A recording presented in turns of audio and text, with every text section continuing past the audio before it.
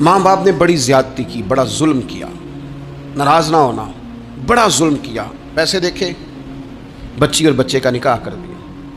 یہ اتنا بڑا زندگی میں آپ نے اپنی اولاد کے ساتھ ظلم کیا ہے کہ آپ تو سائیڈ پہ ہو جائیں گے، لیکن وہ بیچارہ ساری زندگی اس کو بھگتے گا۔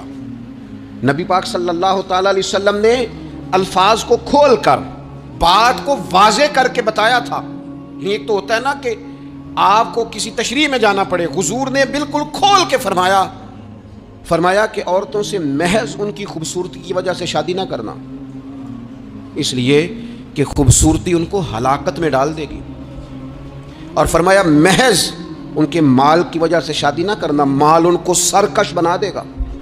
یا رسول اللہ صلی اللہ تعالی علیہ وسلم پھر کیا کریں؟ تو محبوب فرمانے لگے ان کی دینداری کی وجہ سے ان سے شادی کرنا۔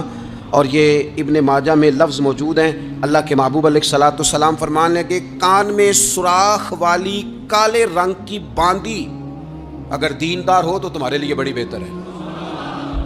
باندی ہو، رنگ سیاہ ہو، کان میں سوراخ ہو، اس سے نکاح کر لینا، شرط یہ ہے کہ دیندار ہو۔ بہت اثرات ہیں ماں کے، لہٰذا اس انتخاب کے اندر باریکی کا مزاج پیدا کریں اگر اپنے گھر کا ماحول ٹھیک رکھنا چاہتے ہیں۔ اور اگر ماحول ٹھیک نہیں ہے تو پھر آپ کروڑوں روپیہ لے آئیں، جس کے بچے ہی ناکام ہو گئے اس کے پیسے کیا کریں گے؟ آپ بہت بڑا گھر بنا لیں، لیکن اگر بچے ہی ناکام ہو گئے تو آپ کی بڑی حویلی کیا کارنامہ سر انجام دے گی؟ اور اسی طرح کا معاملہ مرد کے ساتھ بھی ہے۔ نبی پاک علیہ الصلوۃ والسلام نے فرمایا جب تمہیں ایسے لوگ پیغام نکاح دیں جن کا دین اور اخلاق اچھا ہو تو پھر اپنی عورتوں کا نکاح ان سے کر دو۔ اگر ایسا نہیں کرو گے تو زمین میں فتنہ برپا ہوگا، فساد ہوگا۔ نیک مرد جب ملے تو پھر اس کے ساتھ نکاح کرو۔ صحیح بتانا، خالی نیک دے کے رشتہ دے دیا جاتا ہے؟ نیک ہے، دیندار ہے، اچھے اخلاق والا ہے، خالی تقویٰ دیکھ کے لوگ رشتہ دیتے ہیں؟ بڑا کچھ دیکھا جاتا ہے، بڑا پس منظر۔ یہاں تو تنخواہ تھوڑی ہو تو کہتے ہیں کماتا ہی کچھ نہیں۔